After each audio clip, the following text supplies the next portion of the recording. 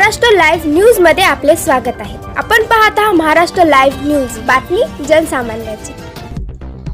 धानोरा येथील आमदार राजूभैया नवघरे यांच्या हस्ते जिमचं उद्घाटन संपन्न।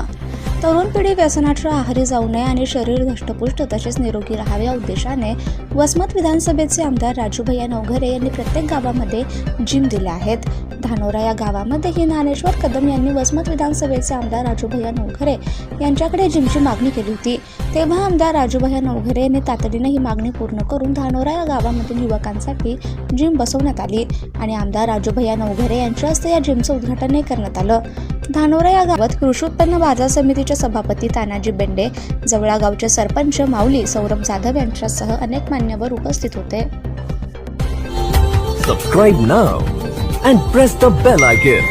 Never miss an update.